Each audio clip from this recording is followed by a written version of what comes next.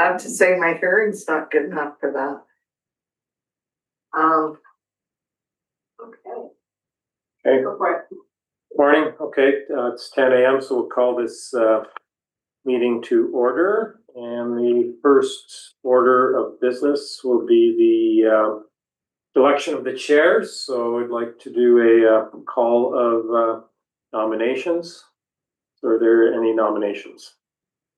I'll nominate Annie for Director Hanegraaff. I don't know how formal we're gonna be, so. No, second. Okay. So yeah, ask Kenny if she accepts the Do you accept the nomination? I do. Okay. All right, I'll call for nominations a second time. And the third time. Okay, so we have a chair for the committee. Yay. Okay, so, am I okay staying here? Do you want me out there next to you so you can elbow me? Either or, if you want to move here, you generally, So, sort of yeah, that's the chair spot. So I don't usually chair, so it's time I stepped up and did something around here. We'll try not to make you use the bathroom. Consider that my chair is a grass. Well, it's such a small committee, I think it can be maybe not quite as, I mean, it should be easy to have full discussion and everything, right? We Within hope the so. time allotted. Okay, I think we all know how to be efficient. pardon? I think we all know how to be efficient. I hope so. So is that your address or do you Yeah, want that's my address. Thank you. Thank you for supporting me, and I'll try not to let you down. How's that? It's just, this interests me because I actually have quite a bit of experience with this kind of work. So hopefully, that will be helpful. Okay, should we start? Start by acknowledging and respecting the Indigenous people within whose traditional lands we are meeting today. You've all had a chance to look at the agenda. Someone want to move adoption? Okay, all those in favor? Perfect. So confirm the have any of us served on this committee before? I know I haven't. Maria hasn't. Cheryl hasn't. You have. Yeah. Excellent. Just when we did a review. What's that? it was before my time, so before 2022. So it's sort of every 4 years, right? Yeah, through the chair, it's right before the next, so it's usually timed so that any changes made don't impact this board. That was the sort of the design of the committee. Yeah. Was that anything would come into effect after the next election. So anything that is determined by this committee and then approved by the board would come into effect January 1st, 2027. Okay. Yeah, that makes perfect sense. And so, the review process, how much of this are like trying to it's my understanding that there was a very thorough review and maybe even restructuring of things 4 years ago, is that right? Yeah, so through the chair, the bylaw that you got in front of you did go through a very fulsome review. So much so that the last committee that was established for this purpose had very specific items that it was looking at. So childcare coverage, there was very specific things. I think this committee's got a little bit more of a broader mandate, at least until you determine how you want to look at things, based on what's come up over the last few years.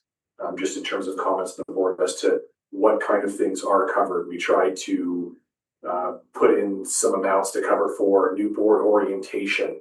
You know, I think that it really does take a look at that last schedule. You know, we've been through years of certain committees have stipend and expenses, certain committees don't. Right? Yeah. If you're on a services committee, Crescent Valley Services, North Kootenai Lakes, Slocan Valley Services, there's no stipend structure associated with that work. Yet, all the old commissions and committees are some do, some don't.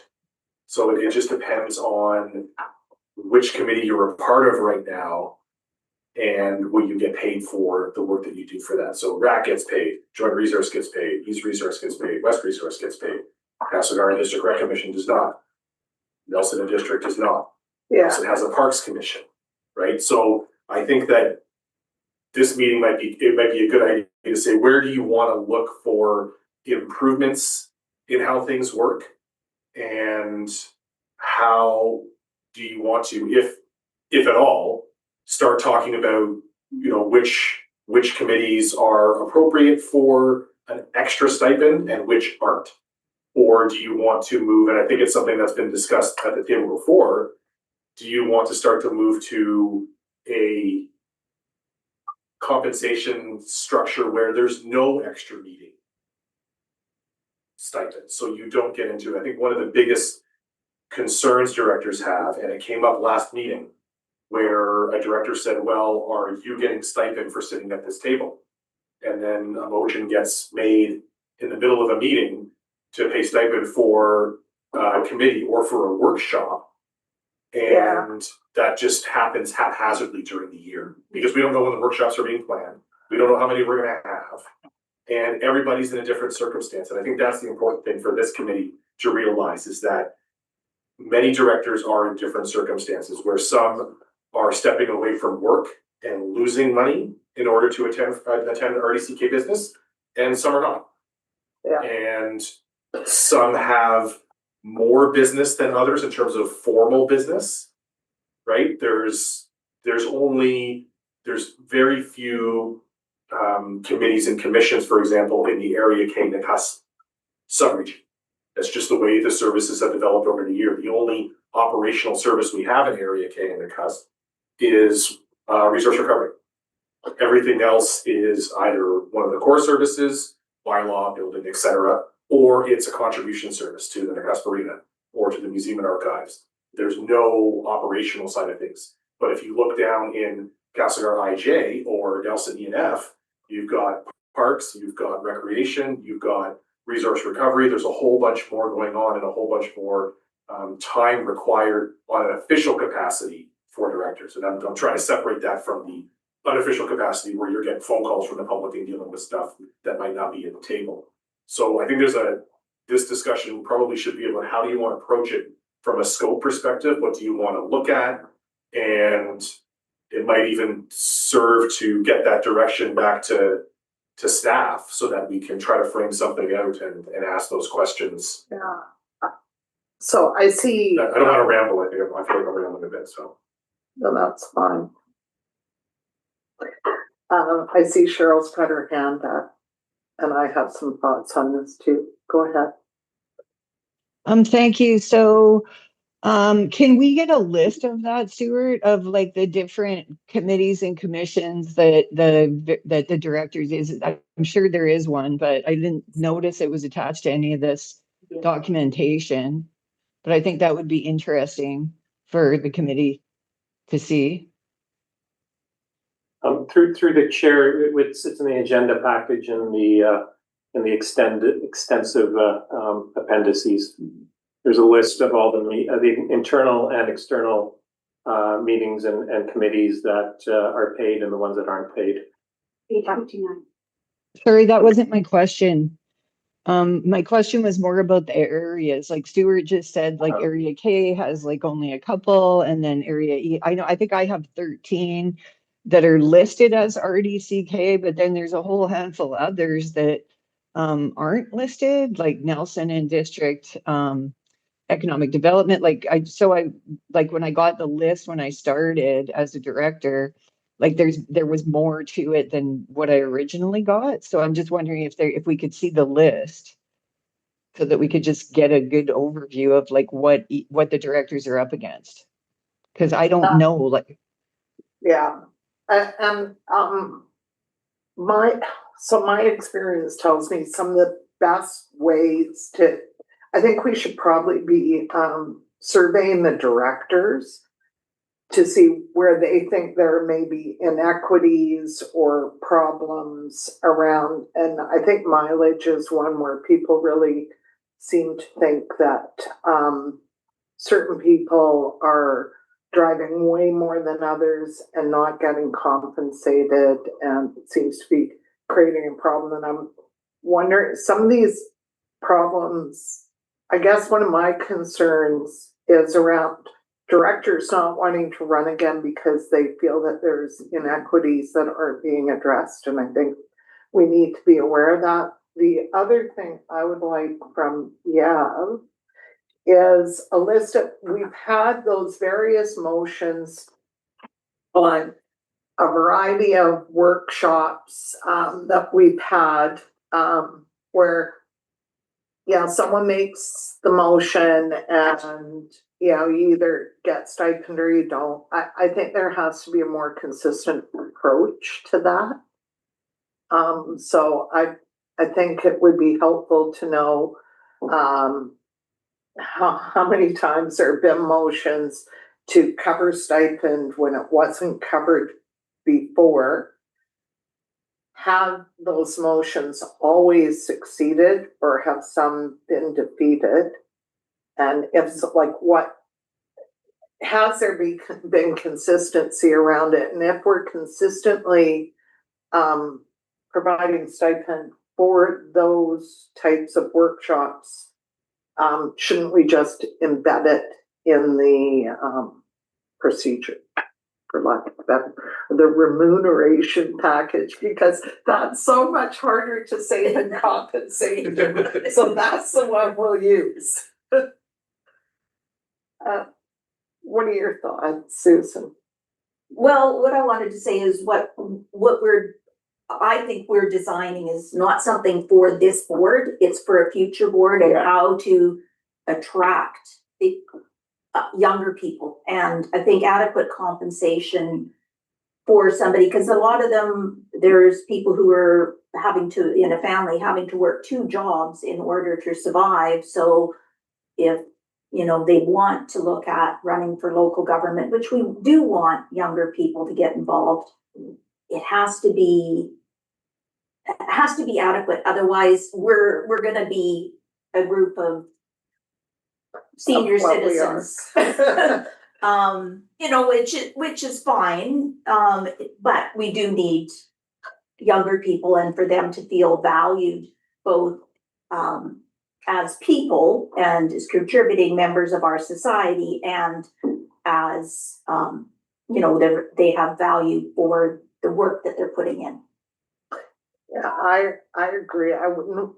The thought of people not running because they can't afford to take the cut in pay or whatever, that seems contrary to what we're trying to achieve by hopefully getting, the best quality candidates we can, not just those that have the time to. But this feels a bit kind of rudderless right now, but I think we need to figure out exactly what we want to do with this, right? Cheryl, is your hand up again? Sorry. Go ahead. I hear what you're saying about wanting to attract younger people, but this is not a job that you do for money. This is a job that you do because you love your community. And so on the one hand, it's not a full-time job. So if you were looking to go into politics and it was your desire, like, this would not be the place that you would do that.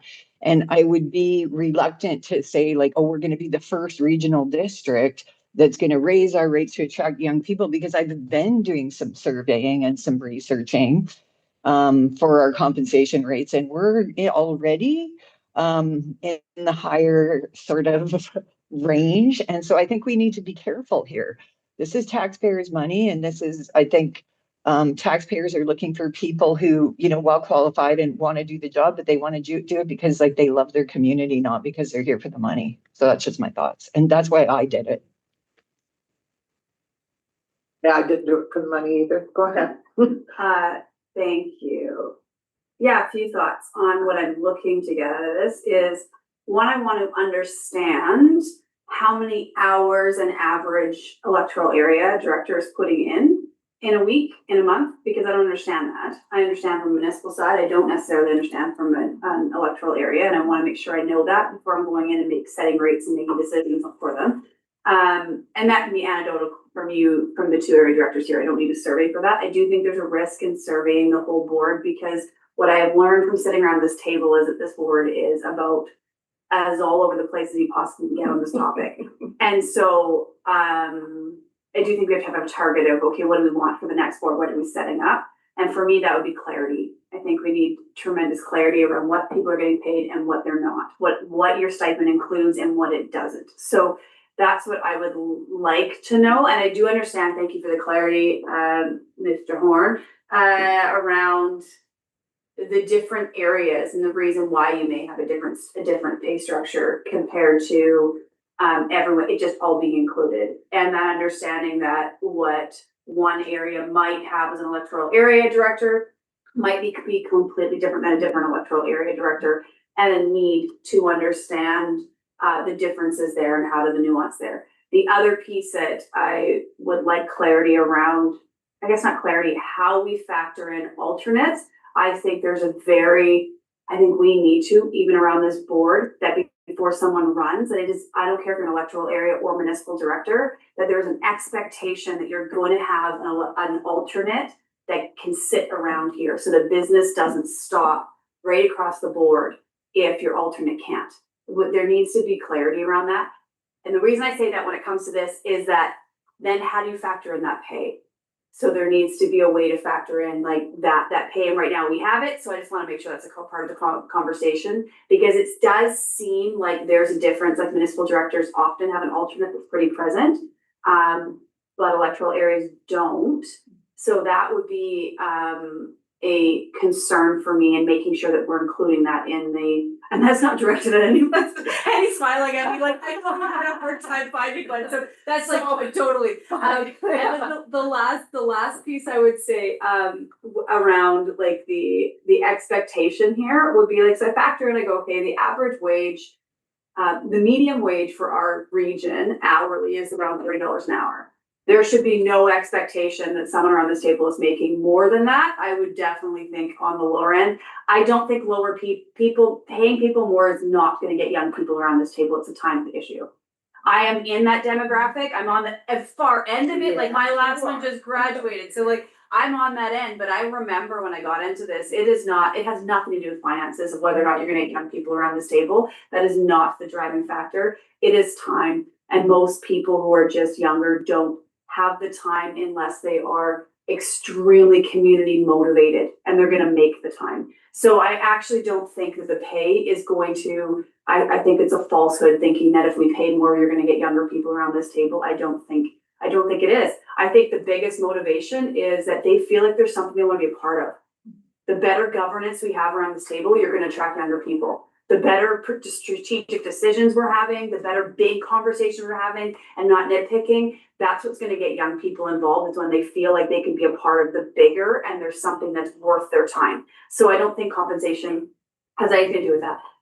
And I think I will leave it there. So clarity around that'd be what I want from this committee, is clarity around what's included and what's not included and why. And maybe we have in there something like, if 2/3 of the board is a part of a committee, 2/3 or more, then it's an extra pay or something, or like the joint resource recovery, or I think of all rec, or there's like these things where, but if there's only 1 or 2, that's a part of your regular governance. I don't know. Maybe I'm just throwing things out. There's got to be a way to put clarity around what committees, what workshops, what things get paid and what don't, and how that is. And I agree with Cheryl. I think our expectations got to be that we're in line with the rest of local governments. I don't want to be pushing the envelope. Yeah, and did anyone else? So for me, I think there's a difference between raising compensation to something that's out of line and expecting people to take time off without pay in order to participate in work of the board. And that I get that there's a balance to that, but for some people, having to take time off work without pay in order to participate. I mean, I'm not aware of any employers out there that would actually pay you to do work, whether it's community or not. So I guess it's a bit tough. Yeah. So thoughts on it though, I think we've got to be careful. They are being paid. Like you're being paid to sit around this table. So you're trading income from one job for I another understand job. that. So where is that line? And the only reason why I bring that up is my other work has always been really flexible. I understand other people's aren't. So does that mean that because I'm now working extra hours by sitting around this table, I'll just shift my hours to when I can do them some other time? So where does that line? I wouldn't feel good, even though I normally would work maybe a Thursday from this time to this time. I can shift those hours. And so I'm not going to put them in to get paid for it, but then someone else whose hours that actually has to be, but you are being paid to sit around this table. You are being paid to be on a committee. So it's not that you're not getting paid. You're not getting paid from one job, but you're getting paid from a different job. And I think we have to be careful that we are setting a precedent that those that don't have another job, then they only deserve to get paid from one job. Do you know what I'm trying to say? Like you're not doing your job for those hours. So if you're not getting paid for 8 hours a day because you're having to take that time off to come to this board, then you're not doing that job for 8 hours. Just like someone who doesn't have another job isn't doing another job. So there is this middle, I'm just throwing the other side out, right? Like there is this middle ground of, or those with flexible jobs, how does that work within understanding taxpayers? And the last thing I would say, got lots of thoughts, is I wrestle with like, how do we factor in what each taxpayer should be expected to pay for someone to sit down here? And I know this is a much bigger conversation, but that's part of the inequality around this table, is that someone who maybe represents like very few people has the exact same compensation as someone who represents a whole lot of people, someone whose actual job around this table, because there's just more going on in their area compared to an area that maybe has nothing. I don't know how we address that, but that probably needs to be addressed. Is that beyond this committee? That's probably a governing structure. So through the chair, I don't think it's beyond this committee. I think you need to talk about anything and everything that comes up, because another part of that conversation is that not only do you, if you think of it on a who you're representing basis, that leads into, okay, the taxpayers in those smaller areas are now paying less of a portion of that compensation, and our larger participants might be paying more on an aggregate basis, right? Not only for compensation, but for conference and expenses and everything. So I think it's well within the scope. Is it something where I think it would go over well if you said that on a population basis is how the compensation would work? That's up to the committee to make that recommendation to the board, but I'm not sure that would go over as well. I think that the big thing that you've got to discuss, I think, amongst the four of you is, on a very high level basis, do you want to keep the structure that we've got right now? Because the structure we've got right now is that when you're in this chair, you get paid. And when you're not in this chair, you're not getting paid, right? There's no pay structure that says for the 20 hours that you put into talking to whomever about regional district business, that you're getting paid outside of this. Our whole pay structure was originally contemplated on meeting-based stipends. And I use the alternate one as an example. When an alternate is sitting at this table, they get paid for the meeting itself. There's a meeting stipend that they get paid for. And that's kind of how our structure evolved. It has moved beyond that a little bit with respect to the municipal and the rural stipends, but really that all those stipends were created based on the meetings that were attended during the year. So the board meeting was 12 times X for a municipal, and then it was 24 times X because you had rural admin. So the rural directors got paid more. That's how it started, and then it's kind of escalated since then. But everything we do, workshop approvals for individual meeting stipends, joint resource recovery, east, west, central, it's all based on sitting in the chair and doing the business at the time. Now, is there a little bit in there on an expectation that you're preparing for the meeting? Absolutely. It's lots of reading, and that's why it might seem like there's a higher amount for actually being in the chair, but you're also paid to prepare for that meeting.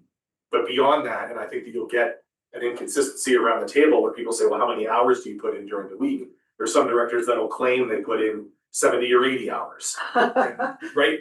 But it's true. There's directors that will claim that they put in that much because every time they stop in the grocery store, they feel that they're working, and every time that they're picking up something to read. However, there's lots of directors that are keeping tabs, to Director Graham's point, on what's happening in their community, and that's just something they're doing because they're interested and they want to make sure they're informed. And it's not something where they say, geez, I should be getting paid $30 an hour for supporting my community in this way.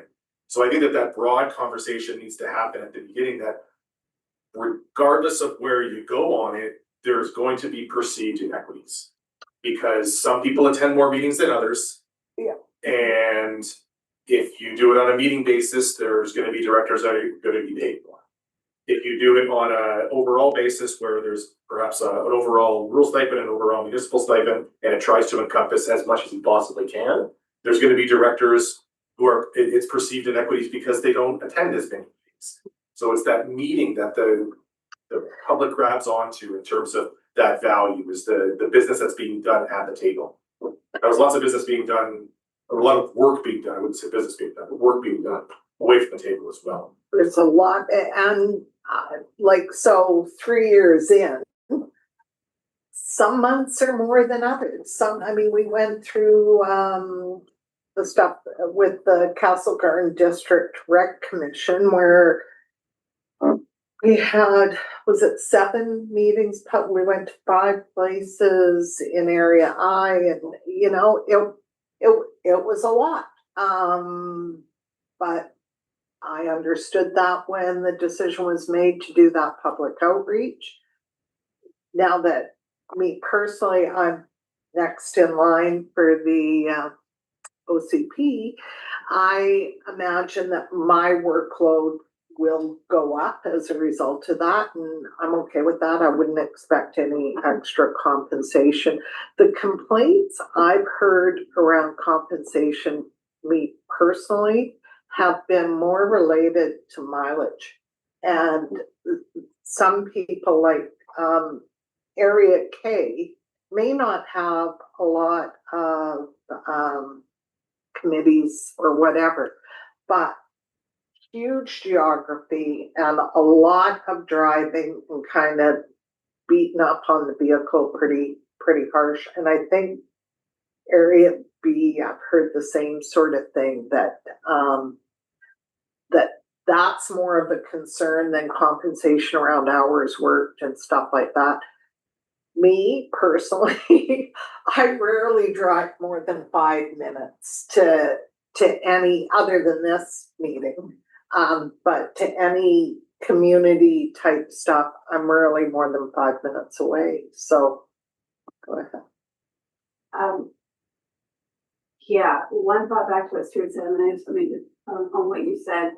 So to understand that the stipend is generally around, we're sitting around this table, that's a lot an hour considering we only have 1 meeting officially a month that we don't get paid extra to be at.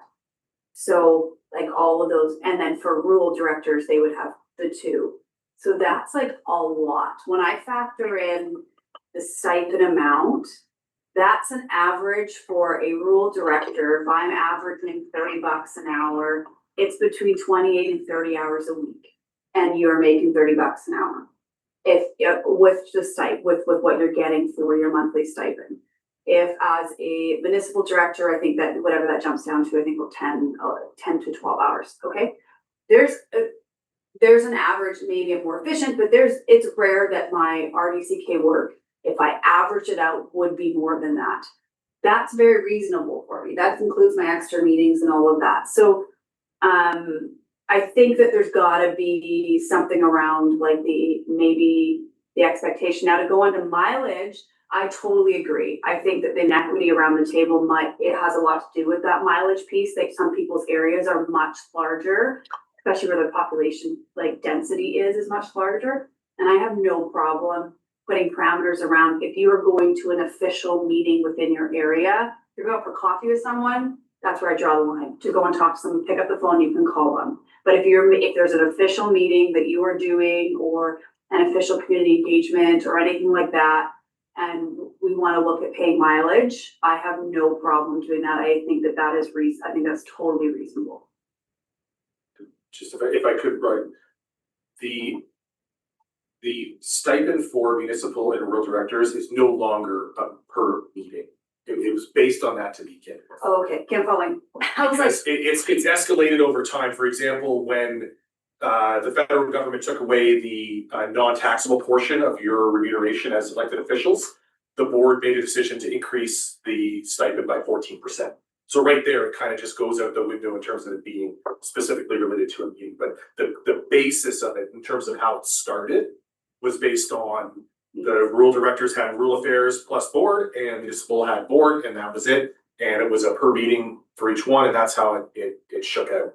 And then CPI increases, and then that 14% kind of moved things away from it being relatable to the meeting. So I definitely think there's a portion in there that speaks to what you do away from the table. The mileage is a good thing. We'll make sure that we note that because there's options there. Is there parameters around mileage, or is it a vehicle allowance that gets, some local governments provide a vehicle allowance on a monthly basis, or getting into then at least the cost is manageable from a budget perspective, which I think is also important. Because if you do have directors that are driving 5,000 kilometers a year versus ones that are driving 140, then there's your budgeting kind of goes off of it, and it's a choice too. I think a vehicle allowance treats everyone the same, and because of that, it doesn't deal with inequities. You look at the Ready grant, sorry Cheryl, I see you, but the Ready grants, for instance, I do one meeting in my area, I drive maybe 5 minutes, that's it. I know in Area K, I think she had 5 Ready meetings, and those are clearly the work that we do. It's a benefit to the community. The in-person meetings are required by CBT, and there's a clear inequity there that I believe we should be looking at and addressing.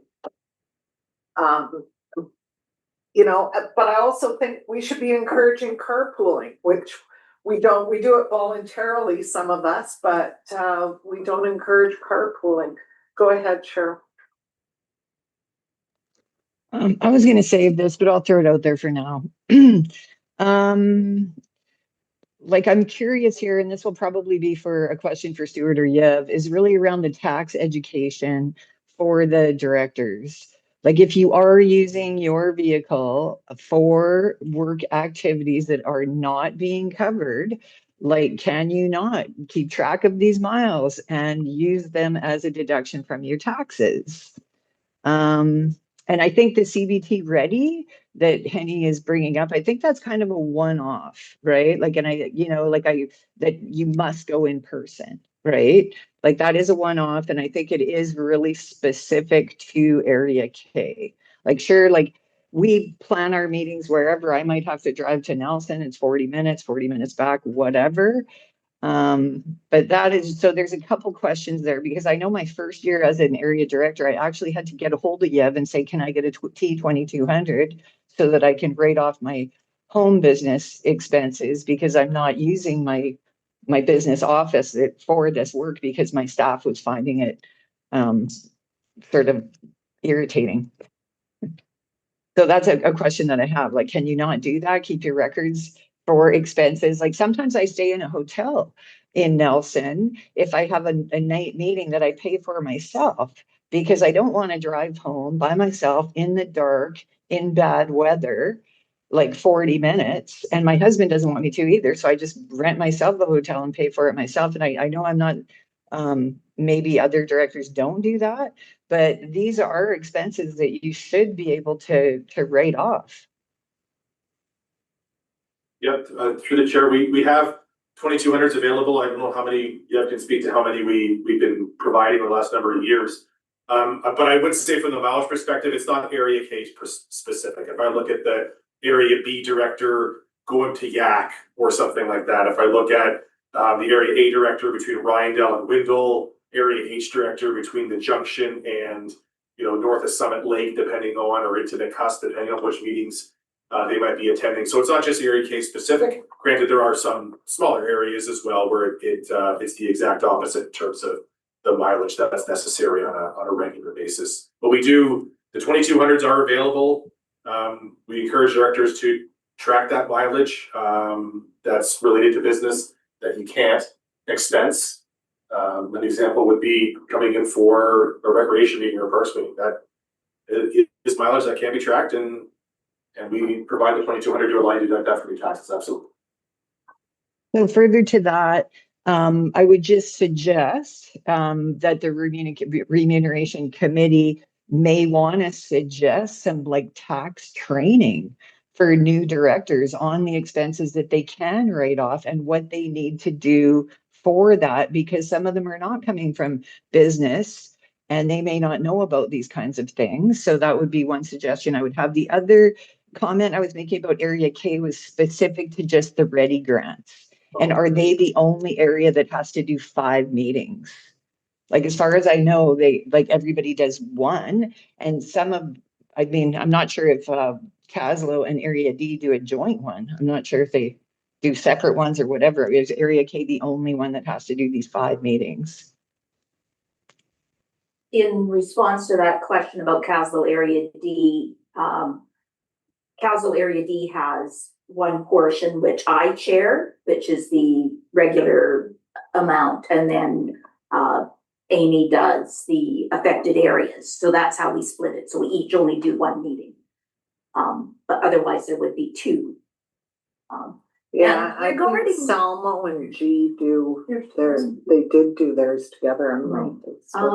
But with Ready, I don't know whether we need to factor that in, because really the Ready program and the amount that the regional district receives through CBT for the administration, it gets earmarked to that. It's not out of our regular budget, is it? It's encompassed under the recovery from CBT for that program. Is that not correct? But not directors' expenses. Directors can't claim mileage Okay. under that administration fee. The administration fee is for our administration of it. So the public notices, the renting of halls, those types of expenses go to, that's what that admin fee goes towards. As well as some of the staff support. It does go to a portion of the staff support for the grants coordinator. Yes. If I could make a general comment, I'm actually happy, I think, with the basic stipend. I think I'm happy with what that is. It's more the per meeting and additional meetings and making it that it's uniform, not so that staff is having to do a lot of tracking. There should be specific triggers that say this type of meeting will, without having to do it, somebody having to remember to make a motion to have stipend and expenses being applied.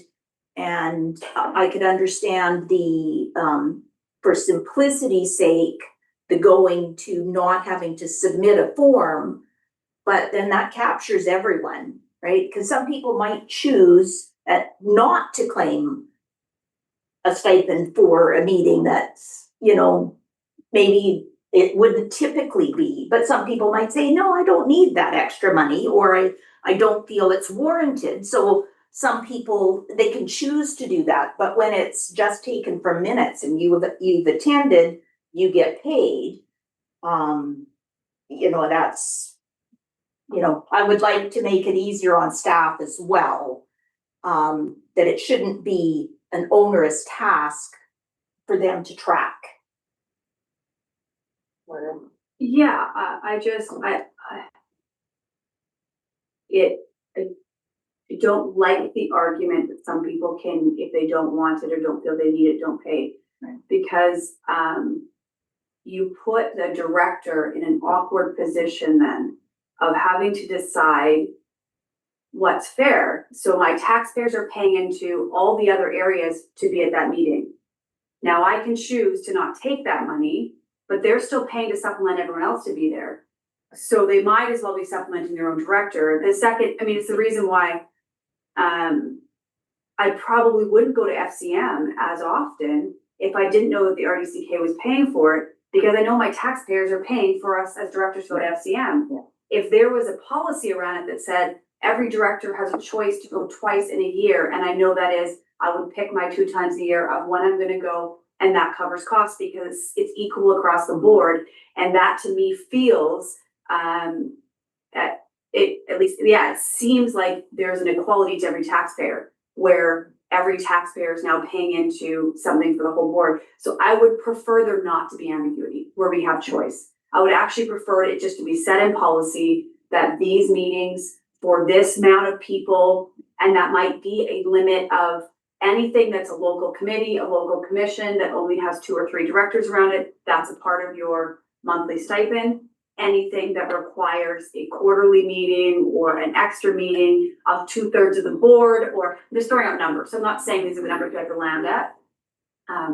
Sorry, It's okay. I'm usually better at that. You can't even get mad at yourself because you're the chair. Oh my God, that's so rude of me. Just don't answer it. That would be really That's- rude. That's what I'm doing, and I'm turning it down. So like if we're looking at like this distinction, then I just think we need to put a distinction of if there's any time that there is a workshop, and I'm not saying I think this is where we should go, but I'm just saying if we're gonna have extra meeting payment, then it needs to be in policy of any time there's an expectation of 2/3, 3/4 of the board or more to attend a formal meeting. X is the cost for half day, X is the cost for a full day. Anything else that is smaller commissions, smaller committees, that is a part of your stipend. If you as an area, whether or not that's ABC and Creston, or whether or not that's IJ and Castlegar or Castle and D, if you in an area want to get together and would become more efficient in how many meetings you have, great. Figure that out within your sub-region to make sure that you're maximizing your time, but leaving some room, but all of those local regional meetings, like those more sub-regional meetings, are included in your stipend. That's where I would like to land, is that anything that's included in sub-regional just stays in sub-regional, that's included in your stipend, and then let's put parameters around what is included and what's not included in our other meetings that we're willing to pay for, and make it black and white. It automatically gets done, no more forms, no more anything. These are the meetings that automatically get paid. These are the meetings that you don't. I don't know if that makes any sense. No, I agree. I think there has to be consistency, and dealing with whether you get the stipend or not through a motion every time. First of all, it really kind of feels self-serving, although it shouldn't feel that way, because you're expected to give up your day to be here, participate in all of that. And it's the training that we've had, I feel, has been like for the good of the RDCK, whether it was around truth and reconciliation or strategic planning, which we also had to do a motion on, but it's important that we have a strategic plan. So I think it would be helpful to know exactly what we pass motions providing stipend for, and see if we can embed that into the language here. To me, that's a sensible way of doing it, rather than, one-off every single time we do something. Yeah, I'm just looking at the Sophie report, and I think it's important just for your own context. The main stipend is more than 2/3 of the compensation for the directors on a whole. When you get into the committee side of things, whether you're a chair of a committee or not, has a significant impact on that additional stipend. So if I look at the range of, it's difficult because I'm trying to not include the chair, vice chair, and rural admin chair, because those are significant, but it ranges between $2,700 to probably $12,000 to $15,000. Depending on whether or not you're a chair or not, and those are sitting directors, that doesn't, the alternates are less, and I'm sort of ignoring those for the purposes of this conversation, but if you're talking about that committee structure, I think that looking at the chair stipend for those committees is important as well, because there's committees that do and committees that don't, and again, you get into that inequity on, okay, just because it's like a committee of the board, like joint resource, yes, there's a lot of material there. Rule it in, there's a lot of material there. There's an agenda prep process, so there's more responsibility for the chairs of those committees. But you get into some of the other committees that have stipend, like community sustainability, for example, has a stipend for the chair. Is that something that you want to look at? Because I'm just trying to categorize the broad strokes that you're bringing up. Mileage, committee stipends, you've mentioned conferences. I do think the committee should at least have a discussion around conferences. It's been discussed at the table before on an ad hoc basis, where 1 year where the directors are being approved to go to FCM, someone threw out, let's just do 50%, and it got defeated. But that's a conversation that's happened before. It happens at many other, there was a couple of directors that I spoke to from other local governments that said, it's not my turn this year, so I won't be in UBCM, right? So not even FCM, but UBCM, they actually draw straws and take turns attending that.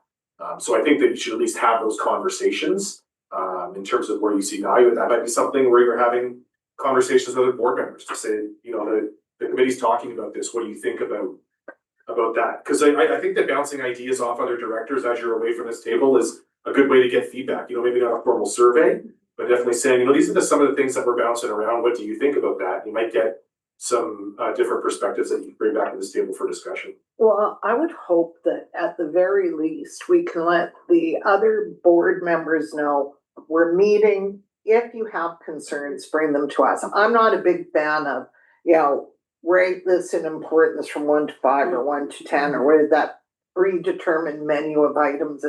It doesn't get you anywhere really, especially if you're predetermining what you think the concerns are. So I think if we could put something out to the board saying we're meeting, if you have concerns, do you want them to the entire committee or to me? Doesn't matter. But let's let them know that we're meeting and we want to hear what they think needs to be dealt with as far as remuneration goes. I have no concerns about what I personally am getting paid or anything like that. But I think that if people have concerns or think that maybe we need to limit how many conferences or whatever we go to, then we should be hearing that from people. I think it has to be broader than just the 4 of us. We need to hear from people what their concerns are, what they think needs to happen. Yes? Yeah, I am totally comfortable, and I don't know if we need an actual formal motion, but I'm totally comfortable with you sending something out as chair of this committee to all the board and saying, if you have ideas or thoughts to send them to you and you can bring them back to us. I don't think there's a need. I think we'll all filter it through our own, so I'm comfortable with that we're allowed to do that. Through the chair, you can either do it broadly and just say if you have anything that you want us to consider, or after you get through this discussion today, maybe you've got you've got some general topics that you're saying this is what the committee's this is how we're gonna approach it, right? We want to look at mileage and how that's treated generally. We want to look at committee stipends, whether it's participant chair or both. We want to look at conference participation. Great. If there's anything else that comes up in the next in the remainder of the meeting, we can add that to the list. So it just depends. Do you want a broad stroke and just say, give us everything and anything? Or do you want to say, here's the topics, and then maybe at the end you could say as well, if there's anything else that you feel we've missed or that you think should be focused on, by all means, let us know. We can bring it back to the committee table. Yeah, sorry, we could say we're aware that there are concerns around this, and if you have anything else, let us know. Go ahead. I just follow up on and then the chair stipend. I had this conversation with one of the directors around that. I think there's a benefit in having a chair stipend for chairs of, again, board committees, ones that have a percentage base of 2/3 or more of the board, where there's an expectation there's more than just like 2 people or 3 people in a committee. I see value in that. I know the self-serving because I chair 2 of those committees, but once I took that on, I feel my role is way more than just sitting and running the meeting. So as soon as I took on transit, I do a lot of research. I talk to a lot of people. I am doing a lot, so I'm coming back to that committee with information. Same thing with all rec. I'm trying to make sure now that I'm paying attention to what's happening in the other areas, that I'm coming there with a full understanding of what is happening within rec. So there is extra work. Maybe we need to put clarification around what a chair's responsibilities are. That might be what we need clarity in there, is not necessarily if we're going to give them stipend, here's your responsibilities. You are the point person for all the directors for what's happening in recreation. If they have questions or they need support, or there's things that they want to bring, or transit, or fill in the blank. Maybe there's criteria that we need to put around what the chair's responsibilities are. But I do think there should be a higher expectation on the chairs, more than just running the meeting, personally. I couldn't agree with you more. I have seen some meetings just hit the ditch because the chair wasn't prepared, didn't understand the motion, couldn't manage any of it, and it turned into a bad experience for everyone, maybe most of all the chair.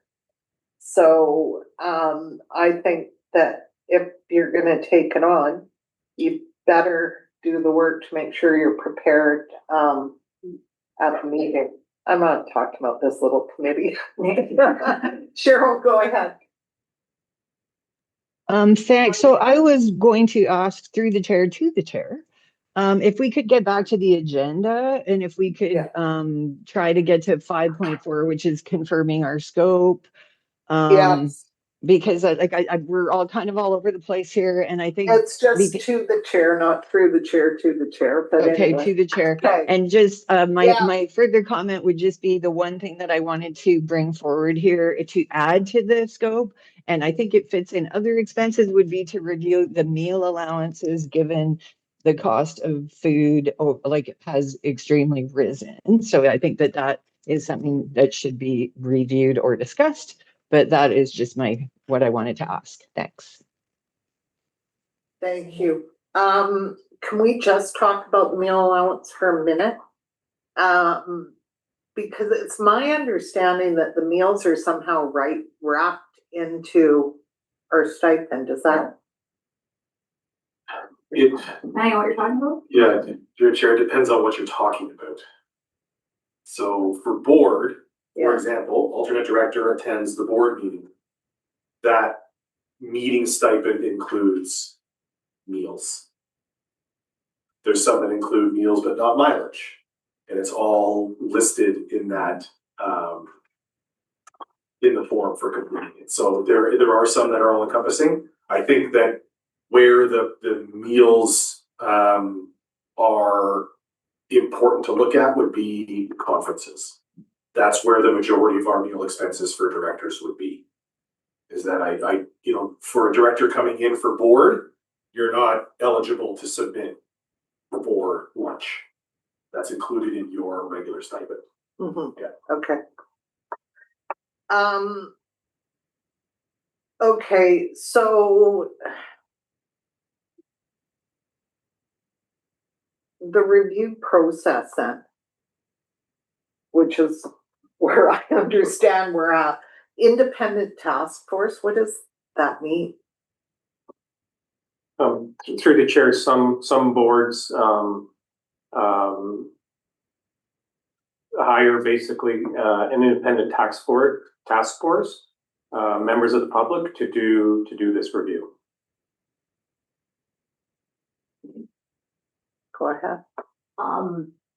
I think what we're doing is number one. We're sort Yeah. of de facto accepting that we're gonna do status quo and it's going to be a committee of the board, because that's what we've been doing. Otherwise, we would have been gone long ago. Yeah.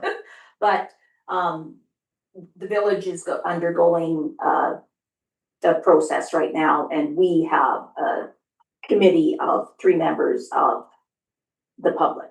One from the chamber and one from the not-for-profit sector and one just a general member of the public in there. So we're at this very moment going through that. And we've got a survey in front of us for council to submit.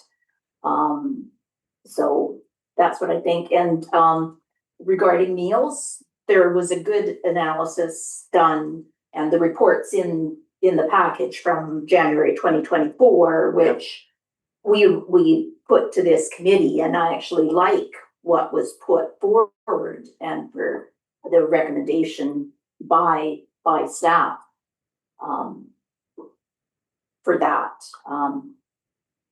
So I'm just, cause I looked at and I thought, so are we looking at getting an independent task force in on this? No, through the chair, I think Yev's intention with putting that on there was, are you comfortable with moving forward with the committee at this time? But there's other options that you could consider as well.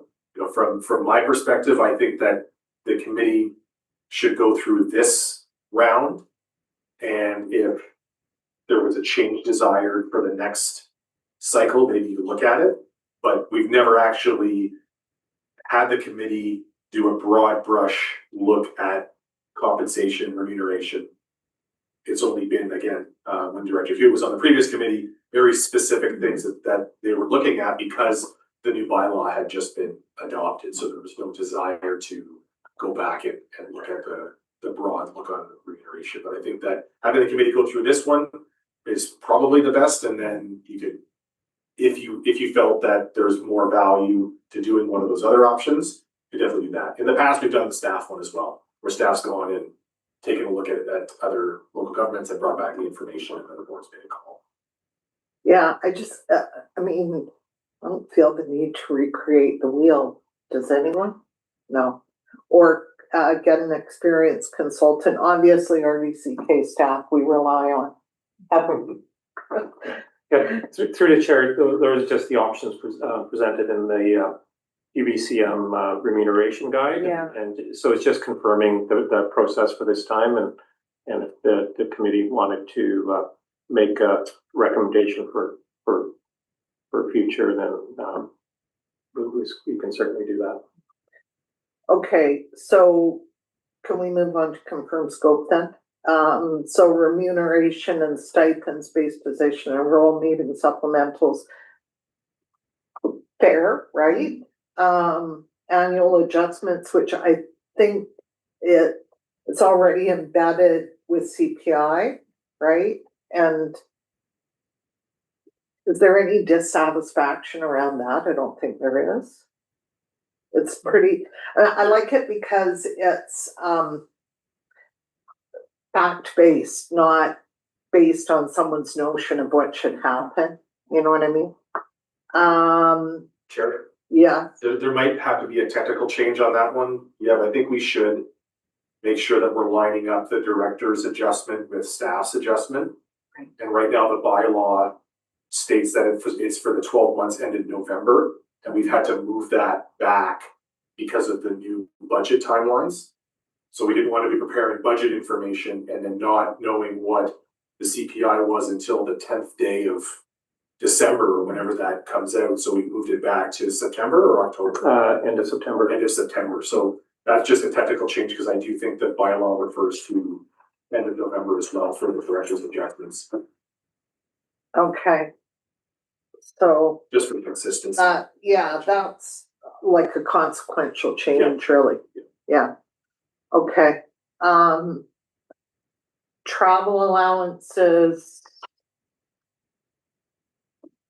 I have 2 questions. One goes back to Cheryl's question around meals. So you did put a recommendation, I don't know if it's a recommendation, but you put in there what the government standard is, which I think is 25 for breakfast, 25 for lunch, 35 for dinner, 15-day incidental, and whatever, 60 something mileage, I believe is what's in there. I'm comfortable with that, aligning ourselves to what I'm comfortable with moving it up to that. And I just flag that for Cheryl, that if there's a difference than that, then that's what I'd love to hear from her. If there was a difference than what you guys have put in there. But travel allowance and meals was there I've tried to understand, looking at all the forms, was there a rationale between what forms, what meetings outside of AKBLG, UBCM, and FCM? What types of meetings get meal allowances and mileage, and what types of meetings don't? Because it doesn't seem to even align with which meetings get stipends and which don't. There's like, some get stipends but not meal, some get stipends and mileage. Like, so I'm just wondering, was there rationale when it was done? I don't know if we can answer that from looking at both of you, for why it landed where it landed. No. I don't believe there was a solid rationale for saying, here's why. It just happened one way or the other. And I believe that anything that relates to the other meeting stipend, that does not include meals. Every other meeting should, because more often than not, those meetings are this week when everybody's here and it's part of your regular business for the RD. So there's an amount for your time, but the meals are included in that meeting stipend because it's for a specific standing committee of the board. Okay. But that consistency could definitely be something you put on, the topics that you want to cover. Is you want a consistent rationale for when expenses are eligible. Yes, Yeah. I would love to know what that might look like. Yeah. That would be great. The one question I had around the mileage, and of course I can't find it now that I'm looking for it, is it said something about 70 kilometers to a certain point and then it drops to 64. And why would that be? The cost of driving doesn't get any cheaper. I didn't understand the rationale for that. That just matches the CRA's methodology. Oh, is that? Oh, okay. Yeah, Well, I so think it's of anything- course it doesn't. I think it's make anything sense. north of $5,000 or sort of 5,000 kilometers, and it's a different rate. Yes. Yeah, but we match the CRA's rates on that. Which, yeah, when do we drive more than 5,000 kilometers? I guess the other thing I found interesting is if two people drive together to a conference, whether it's UBCM or FCM, the mileage caps at one airfare, not two. Yeah. Just kind of interesting. Yeah. Yeah, because it does disincentivize you from carpooling. If you're the person who's driving, puts the wear and tear on their vehicle and does not get compensated for all of the mileage. Yeah. You know, that could be an argument. Like, I mean, Yeah. yeah. I would just throw out there, if we can put some kind, the only thing that's happened once, some kind of caveat in, how do we deal with emergency situations? So when we were coming back from FCM, our flights got canceled. My daughter happened to have her car down there. We took my car. It was I LG. still never got paid completely back for my gas and mileage and my flight, because there's this gray area between like and some of it's city and some of it's here. I'm just bringing it up to like clarity around emergency situations, that although we have policy that if for some reason, yes, we paid for a flight and yes, we could have stayed and taken the flight, but we didn't take the flight. We all got in a vehicle. So how do we just make it easy and clean and all the things? And it was fine. It's not like a big deal. It was I just, still haven't paid the city for that though. yeah, well, that's kind of why I'm like, But I keep asking, who do I I know, pay? because no one knows, because I think part of it, and I could be wrong, and I'm not getting into the nitpicky piece, it just brings up how do we deal with like emergency situations? I think because there was no clear answer from the RD of how they could refund the city and what the city needed to give them to refund it, because they were using my card, but it had also paid for flights, and so it just became this really unclear. So if we can have clarity around something in there that says with travel, emergency travel changes allows for reimbursements of change in plans. Like something that just gives a gray enough area that if something happens, it doesn't become this. I finally told Jen, I was like, Jen, don't worry about it, it's not a big deal. Like just let it go. Because you do not need to spend more time, nor does the RDC need to spend more time on figuring out how to get me the extra $50 that it ended up costing. Do you know what I mean? Like it's gotta be simpler. That's all I would just, so how we deal with that. I think generally there should be something that, you know, in terms of your topics and what you wanna look at. I think the mileage versus the airfare conversation is a good one to have. Because we calculate that honestly. And sometimes honestly is two directors that drove to Kamloops and then they flew from Kamloops for $130 return. Yes. And that drops the average of that flight down Yes. significantly. So the mileage, like while we're doing it to the letter of the bylaw, there might be some tweaks to make there. And then I think the, you know, flight delays and cancellations, emergency situations, maybe it's something where you recommend that we move to an out-of-pocket system. Where it's no longer about what you would have spent, it's actually about what you actually spent to get home within reason.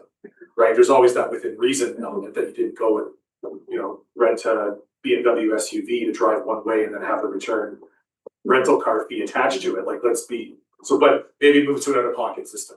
As opposed to that calculation where you end up short because you spent 2 extra days in Vancouver, and we've all been there, waiting for a flight to get through the clouds. So I've got those as headline topics, we could definitely add those, yeah. But the driving actually saved the RD a bunch of money because the next flight we were booked on was Tuesday. And this was Saturday that we drove, if I've got it right. Saturday we drove. We tried Friday, got canceled Saturday, drove Saturday, but the next flight they booked us on was Tuesday. So it would have been a hotel, meals, blah, blah. Yeah. Sorry. No, that's exactly the point that I was gonna make is because you made other arrangements, the trade-off was more beneficial with what you did. Yeah. Yeah, and as Stuart had indicated with carpooling to an airport, which is further away, but you're saving money on your flight. Like going to FCM board meetings, Director Main and I are driving to Calgary, but the cost of the flights is half of what it would have been if we had stayed local. So, you know, we do what we can to try and save the RD money, on things. Well, especially, I mean, that's public dollars we're using, and I think everyone's really very aware of that. I don't think people are kind of spendthrift about it. But just to let you know, if you fly out a trail, you can park there for $15 a week. It's unbelievable. Anyway, so conferences, is this a subject area we want to cover around whether we're going to do limitations on that? Yeah.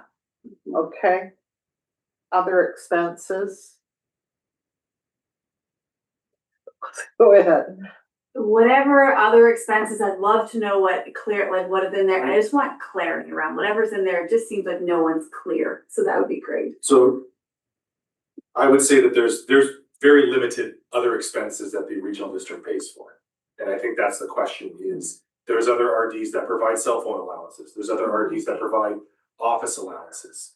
You know, home office stuff. Again, all things that could be included on the T2200 and expense through your taxes. But conversations that have come up, I've had questions from at least 2 directors in the last little while around RDCK issued cell phones versus a cell phone allowance or something on that topic. Obviously there's bigger discussions there, right? The cell phone itself is going to be expensive as it's RDCK issued. So there's things to discuss there if you wanted to. If it's something where you don't want to entertain it, because I say right now, the only other expense that I can think of is if you went to a conference and you stayed with a friend, you're allowed to expense $25 a night. Yeah. Because you stayed with someone and it's not a hotel, but it's. Buy them a bottle of wine or Yeah. a bouquet of flowers. Yeah, exactly. Yeah. But that's the only other expense that I can actually think of that the RD reimburses for. But many other RDs do, they reimburse for, vehicle, cell phone, office. I'm gonna say that unless we have a whole bunch of people saying, you know, this is what we need to look at, I'm personally quite happy to just leave that one alone. How about the rest of you? Yeah. Benefits, we're talking health. Yeah, and the directors have access to our benefit program, and maybe that's just more of a reminder. Maybe we just bring the information to the committee so you're aware of what directors are eligible for. I don't believe the RD, do you know off the top of your head if the RD pays any of the premium for directors? I don't believe so. Yeah, I don't know. Oh, no, we do actually, because there is a benefit expense in general admin. So we'll just have to clarify what that looks like, because it's inconsistent on participation as well. Yeah. Go ahead, Susan. I just want to say regarding that, the first term that I was mayor, I had no clue that that existed as an option. The orientation did not include that information. So when I went to sign up for the second one, well, then you're late signing up. So you have to go through this whole rigmarole. So it was not clear to me as a new director that that was available to me. Since then, the village has offered coverage to all of our councils. So there's some, but that's another conversation. But I think the benefit package, I think, is good for people to have. For people that don't have other benefits Yeah. coverage. Yeah. Go ahead. Yeah, 2 thoughts on it. I do think they've made it clear. I knew right away when we went through orientation. When I did. Yeah, so just maybe a flag to make sure that stays a part of the orientation package, because it was really clear for me, and that was really good because I'm on it. So is my alternate director, actually. He is also on it, and because he doesn't have benefits. Yeah, and it's cheap. It's like quite cheap for it's way cheaper than what I could have got through the city, like the city premium. I was like, no, don't do it, because this is cheaper, and they're amazing benefits.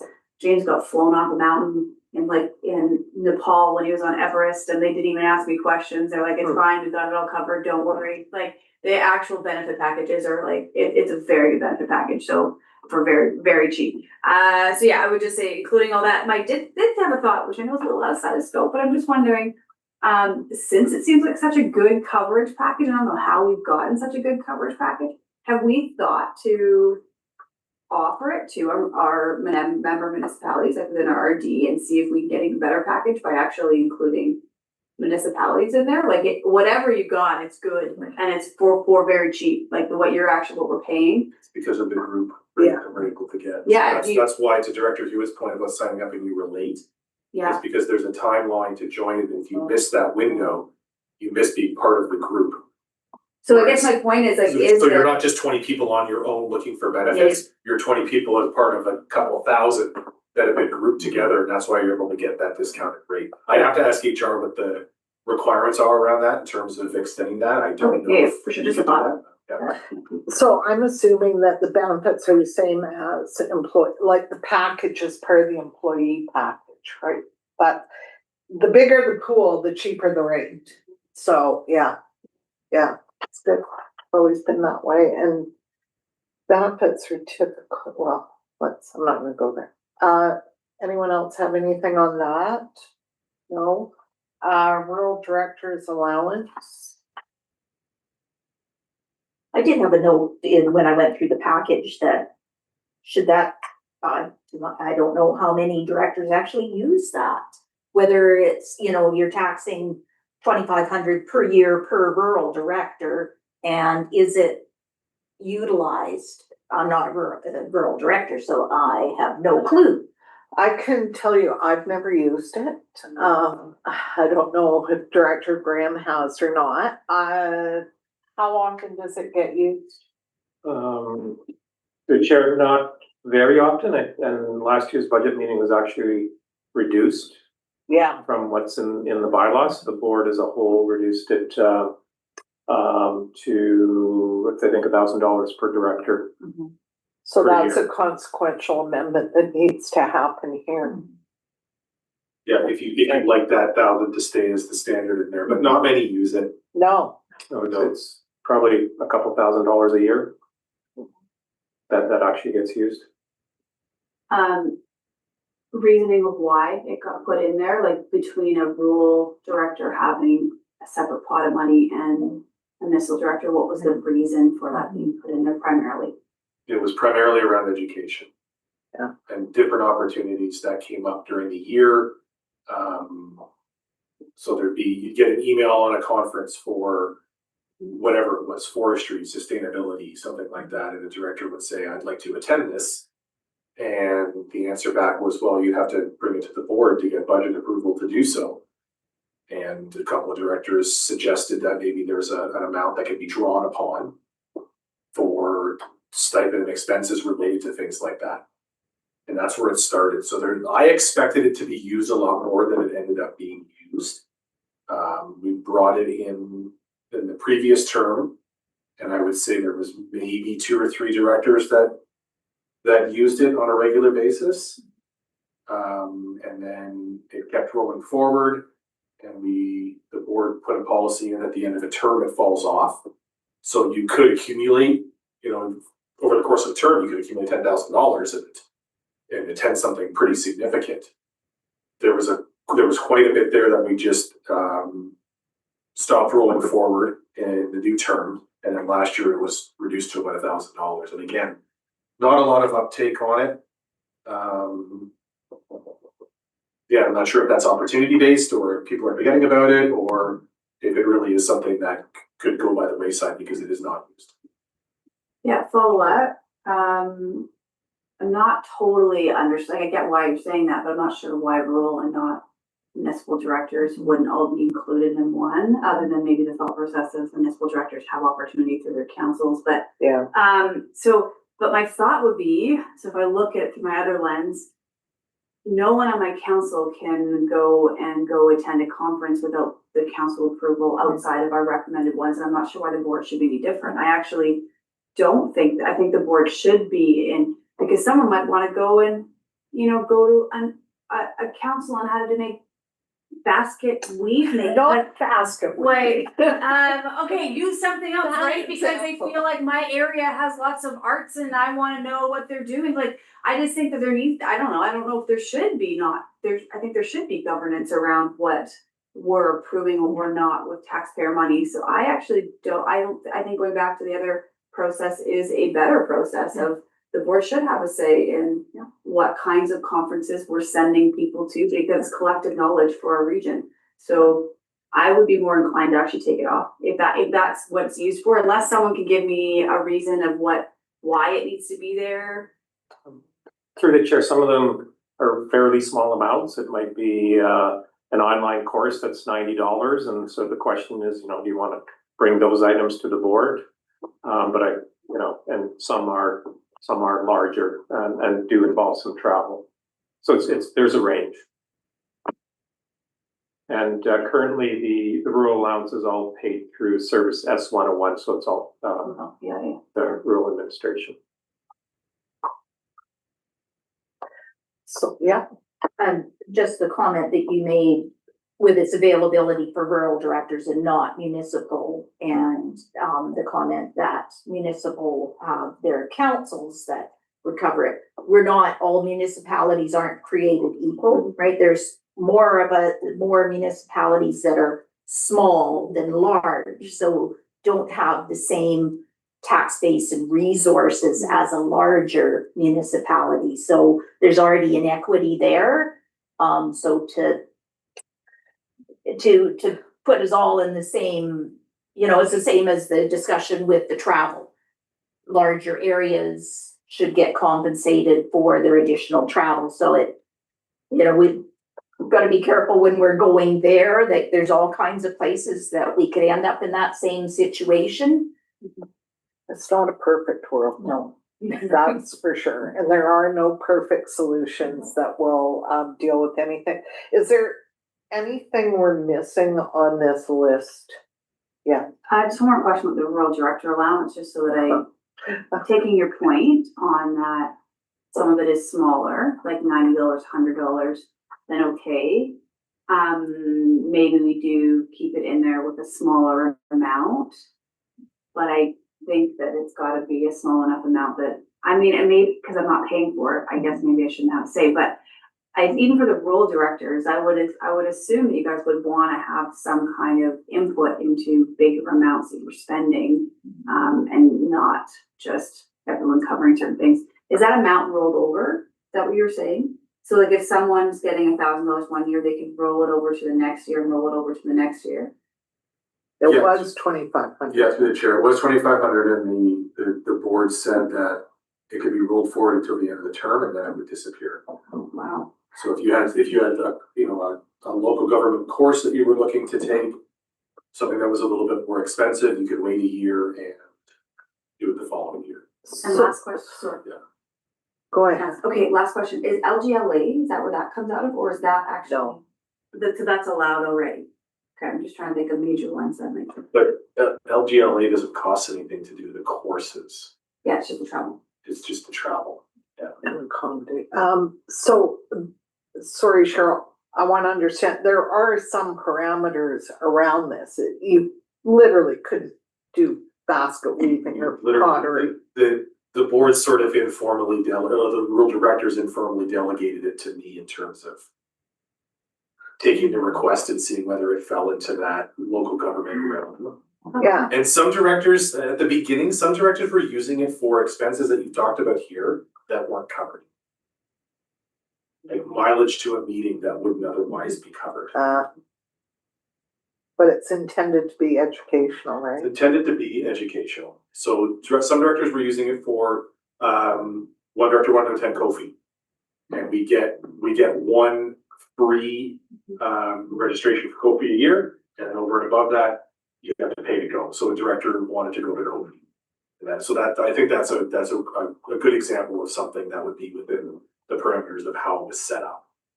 Yeah, but there definitely could be more to it. There could be a request that it comes to the board.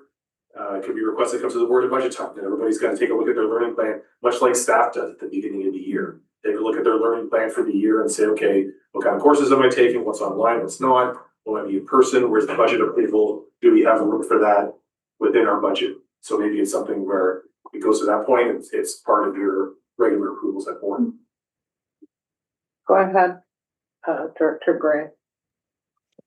Thank you. So like, I just want to say I am supportive of a rural allowance, even though it's not being used for education. And I think it, for somebody going into these rural area directors, I think the municipalities need to understand, like, we're the mayor and the city council all in one person.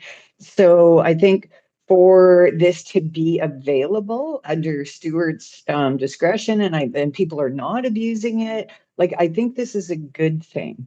Like, I am supportive of it. I didn't use it, and I did take a couple courses that I paid for on my own.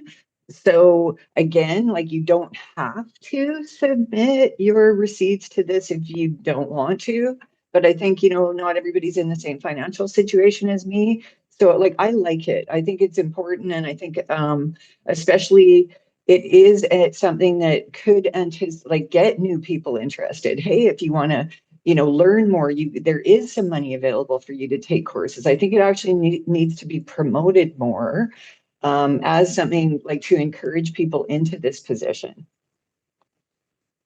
Thank you. And through the chair, I just want to say, someone who kind of manages it, it isn't abused. It's never taken from year to year. And $1,000 isn't really enough. If you take into consideration registration and one night's hotel or anything, it's not a lot, and it's not being abused, and no one's doing that basket weaving or anything. It's pretty related to local government. I have taken a basket weaving course, but separate from this. Okay. Direction to staff to compile information. I think you have the beginnings of a list already, right? On motions for stipend, and I think we want that. We've been clear on that do we want the comparison to other regional districts? Well, I guess this, through the chair, this is a discussion item for the committee to see, do you want a comparison to other regional district? Do you want staff to do any surveys? What other, actions you want staff to take to support this committee? So do we want to compare to other RDs?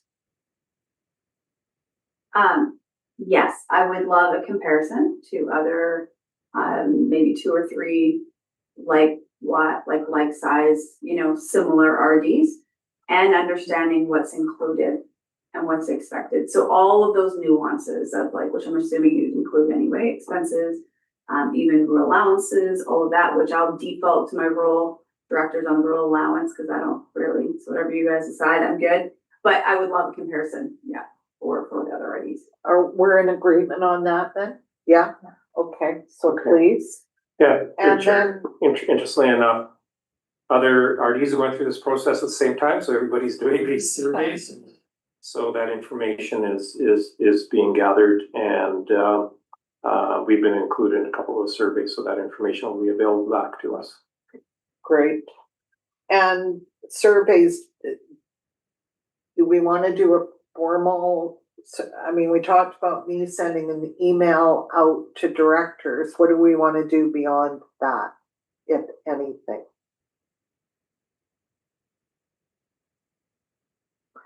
Not No everyone one's at saying once. anything, I will. I am comfortable doing it with you or staff, whichever one, with just those key points. This is what we're looking at. If you have any thoughts, please send them to our chair or whoever you guys feel like needs to compile that information. But something informal, I don't think taking too much time. Again, I think you're going to spend way more time than is needed sifting through a whole bunch of nuanced opinions if we go too much down a too detailed survey. So getting high level, like what we talked about. Yeah. And I'll default to the chair. You and staff can figure out who does that and how you compile that information. That's fine with me. Okay. It's group of 20, which for me, from what I used to do, that's teeny tiny, really easy. Yeah. It just depends if you want to, as chair, receive the feedback, or if you want to send to staff, or you want to handle it, we can draft an email with these topics. A couple of things we're going to bring back to you is just some information on the benefit package. Director Graham at the beginning of the meeting mentioned she wanted the committee and commission list by sub-region. We've already got that. Angela, I think, has that, and Christine has that, where we've got all those committees and commissions because we track the appointments to them and when they're up. So anything that's got an appointment basis. Yes, I think that sending the email out will be good, but yes, I believe that you're going to get a lot of opinions. I had a director a couple of weeks ago who refused to look at a referral because they weren't getting paid for it. What? Oh. So there's definitely directors out there who feel that their work away from the table should be specifically compensated for, or they're not getting compensated enough. So I do think that you will get many opinions sending that information out. The other thing that we've just got to consider is how we compile it, because we'd have to compile it for the committee to receive afterwards. I wonder the best way to get that information in a succinct way, whether staff should receive that or whether you should receive that as chair. I'm great with staff receiving it. Whatever works is my opinion. And yeah, you're going to get a variety of opinions, but not asking doesn't mean that the opinions don't exist, Director Graham, go ahead.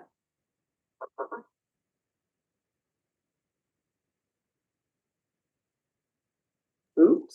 Sorry about that. And I also wanted to say, I'm sorry I'm not there in person, but I'm a little bit sick and I wanted to keep that to myself. So my question is, this comparison that we're going to get to the other areas or the other RDs, is this going to compare like travels? Is it going to compare the chair compensations? Is it going to compare committee stipends? Like, are we gonna see all, I'm new here, so I'm just wondering if that's the type of stuff that we will see as opposed to just seeing the base salary comparison. I think you have to consider total compensation. Yeah, through the chair, we'll get as much comparison as we can in those areas. Like travel is an easy one. Everybody's got different travel one. It's where you get to the stipends and the base pay where it changes a bit, because there's a range of what's included in stipends, which meetings are and aren't. So we'll try to, as much as possible, break that out and see how the structures are different and where they compare. Yeah, Thank you. it's interesting, depending on, it's no different than collective bargaining where one group may decide they want more vacation and others want a bigger wage increase, and then it looks like it's out of whack, but really it's just decisions that have been made along the way. So. Okay, go ahead. I'd be leery of just using a small sample too, because they could be so wildly divergent with the amount of services there are. And what we deal with. Like, I don't know whether our meeting length is the same as others, or the meeting frequency. Maybe some of them meet twice a month. And so I think we don't, how many RDs are there in the province? 27. 27. Is it unrealistic to, if there, a lot of them are going through it? Well, I think that like a capital or a metro, Yeah. probably not worth Right. polling. Nanaimo definitely, the Okanaugans, our neighbors in the Kootenays. Yeah. But again, like you said, there's differences in terms of what they're responsible for. Mhm. Our recreation facilities are unique. Nanaimo is Yes. the only other one that operates rec centers on the level that we do. Most other rec centers are operated by municipalities. Yeah. So it's very different for that. I think the comparison will be, it'll be difficult. Like I was, just looking at some while I was sitting here, and Nanaimo's municipal is about 50% higher than ours, 27,000 versus 18. Right. So how do you start to reconcile that on a And then you look at our neighbors in the Kootenay boundary, who apparently their board meetings are only half a day. there's some that take there's some regional districts that don't have a meeting every month. There's some that take August off or July off. They don't actually meet. And I couldn't imagine us being able to do that. No. As great as a break sounds from time to time, the amount of work that you're pushing to the next month would be astonishing when you be here on Friday after the Thursday board meeting. So we're definitely, from what I understand, our meetings are some of the longest in the province, I would guess. Well, everyone's unique. Go ahead, Director Graham, please. The RDKPB meetings, they're half a day, but then they do another meeting that's half a day virtual. Oh, okay. Thank you. I don't know why you do it that way. Anyway, so do your best. And if staff want to send something out to the board saying this is what's going on, we've met, we've identified these. Let us know if there's anything else or if there's particular feedback you want to give, and we'll go that way. Should we move on to the next meeting then? Because we're already over time. Because you had a scattered gun approach by your chair. You did great, yeah. When do we want to next meet? It's gonna, what are we, October now? What month is it? Amazingly. January, what? Someone say something. Well, I guess it depends when we want that survey back. So we should be looking at something. How long do you Yeah. Well, your timeline ideally is you're bringing recommendations to the board in February. Okay, So I do think you should have at least 2 December. more meetings. So whether you try to schedule one for December during, the same kind of timing, we can see if we can get the 4 of you together for that. What is it? The second week in December, we do December Yeah, a week earlier, so it's the second week in December. I'm just looking to see, do we have C-SLAC in December? We do, yeah. Well, there's already a placeholder there and everything. I guess we could, get the survey out, ask for it back by the end of November at the latest. Yeah. Does that give staff enough time to, or would middle of November work, give people a month? Through the chair, I would go a bit earlier than Yeah. November so we can compile it. Let's and say, have it ready. November 15th, random date. What day of the week is that? It's a Saturday. Okay. So the 14th. No, November 14th. And then we'll meet, that morning. And hopefully again are we thinking January then? Yeah. Do we know, there's a placeholder potential workshop, do we know if that's gonna be needed before we pick that time to? It is going to be used for, a planning workshop. Okay, so Ooh, we can't do that morning. so we can't do that In morning. December, yeah. Yeah, So we're all reasonably close. How would you feel about meeting on the Monday? Or the Friday the 5th? Or I can Monday, I go or do Friday. Which Monday are you referring to? the 5th or the 8th? The 8th would be my vote, Me too. because I've got a couple Does of that work things for already on you, the 5th. Maria? Winter Wonderland is fifth, so we'll be busy. Is what? Winter Wonderland is the fifth, so we're busy setting up. Oh, so yeah, So the 5th 8th. won't work for you, but the 8th will. Cheryl, does the 8th work? Sorry, Director Graham. Yeah, like Mondays are like a really tough day. Generally, they're the busiest days of the week at my regular job. But if this is, how long are we planning this next meeting to be? 2 hours? I don't know. I would say please book 2 hours, yeah, book 2 hours.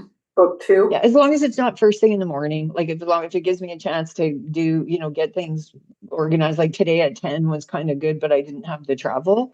Like if we could even start it at 10:30, that would be a little better because then it just gives me time to Well- work with the staff before I leave. So, We could do it in the afternoon from 1 to 3. okay, Okay, that's better. December 8th, 1 to 3. Okay. And just for clarification, the November 14th one, that was. That was the deadline to get the surveys back. And that was for some, on the 8th in the afternoon, before we book it elsewhere. Yeah. And you guys can't make it. Works for all of us. How about you? No pressure.